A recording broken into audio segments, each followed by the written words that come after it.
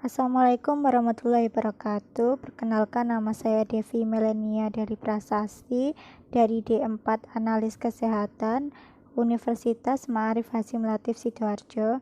Di sini saya akan mempresentasikan praktikum sitohisto yang berjudul mikrotom.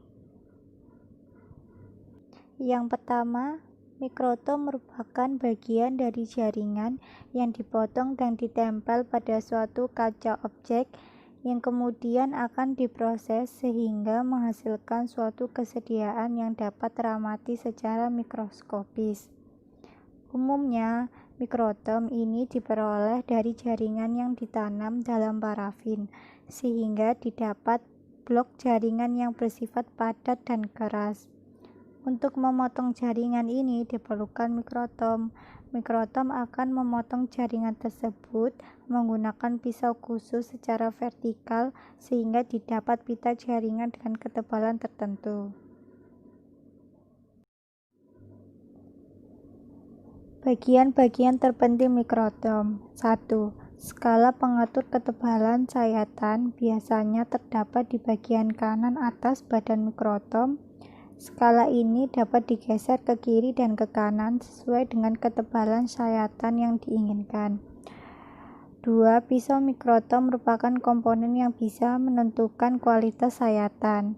Ketiga, pegangan blok jaringan merupakan komponen yang menghubungkan mikrotom dengan blok jaringan yang hendak disayat.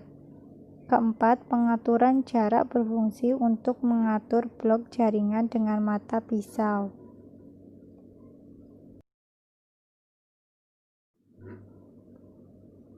Bagian-bagian lain: 1. Tempat sampah. 2. Kunci pas roda tangan. 3. Roda tangan. 4. Kunci pas dudukan pisau. 5. Pembawa pisau. 6. Kunci pas pisau. 7. Spesimen lembab. 8. Pengatur skala. 9. Knop penyesuaian skala. 10. Dudukan pisau. 11. Kecepatan roda tangan. Beberapa penggunaan mikrotom. Untuk mikroskop cahaya, materi yang pertama-tama difiksasi dan dibekukan atau dibenamkan ke dalam parafin. Bagian-bagian setebal 3-20 mm kebanyakan diiris dengan pisau baja. 2. Untuk mikroskop elektron, fiksasi diikuti dengan pembenangan dalam resin seperti aldin. Bagian-bagian diiris dengan pisau gelas atau pisau ultra mikrotom setebal 2-1 nanometer.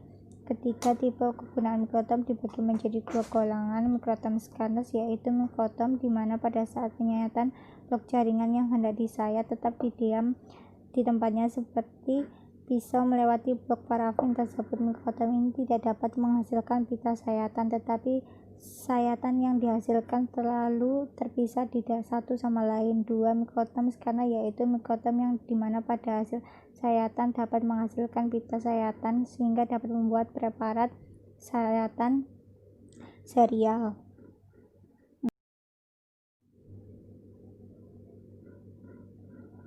Mikrotom terdiri dari berbagai macam jenis, diantaranya adalah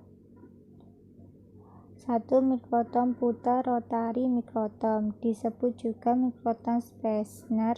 Jenis mikrotom ini paling umum digunakan di laboratorium.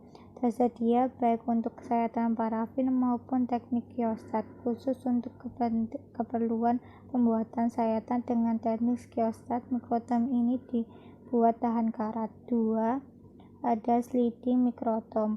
Tersedia baik untuk sayatan stolase atau plastik. Jenis ini bukan selalu merupakan alat yang paling praktis, lama dan mahal, tetapi juga sering tidak bisa menghasilkan sayatan yang besar atau yang bagus untuk jaringan keras dan besar seperti mata, tulang, dan kartigo. Mikrotom klinis beku atau fuzzy mikrotom.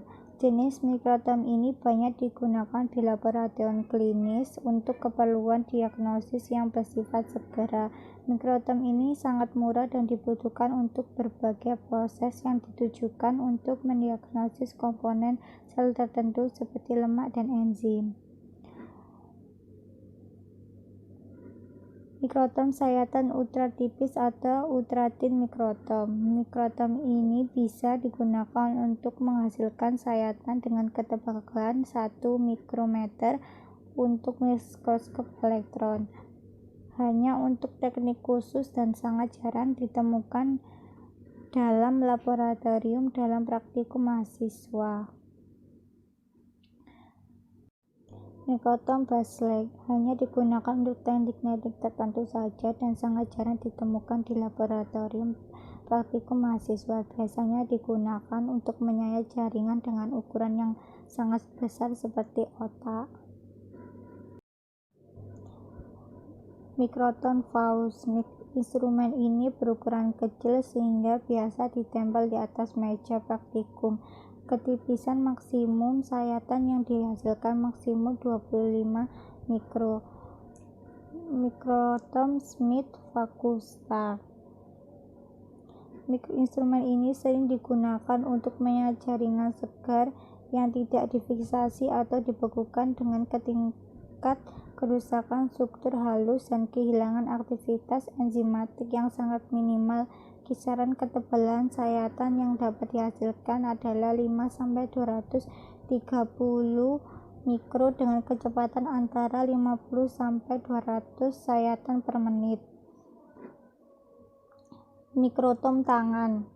Mikrotom tangan yaitu mikrotom dengan wujud paling sederhana. Mikrotom tangan yang biasanya dipakai di laboratorium sekolah. Alat ini biasanya digunakan untuk membuat sayatan spesimen yang tipis sekali atau kurang semakin 200 mm agar dapat dikawal di bawah mikroskop. Misalnya sayatan daun, batang, akar, dan sebagainya. Cara kerja mikrotom pemotongan yaitu babak pemotongan blok preparat dengan menggunakan mikrotom. Sebelum pergerakan pemotongan yang harus siapkan adalah 1. Persiapan mikrotom pisau yang harus diasat sebelum dipakai agar jaringan dapat dipotong dengan patut dan tidak koyak sehingga didapatkan jaringan yang patut. Pisau mikrotom kemudian diletakkan pada tempatnya mikrotom dengan sudut tertentu. Rekatkan blok parafin pada holder dengan menggunakan spatula. Letakkan tempat duduk blok parafin beserta blok preparat dengan tepat pada mikrotom. 2. Persiapan kaca objek yang akan direkatkan preparat harus telah disalut dengan zat perekat seperti albumin atau putih telur, gelatin atau tespa. Ketiga, persiapan water bath atau wadah yang hangat dengan temperatur 37-400 Celcius.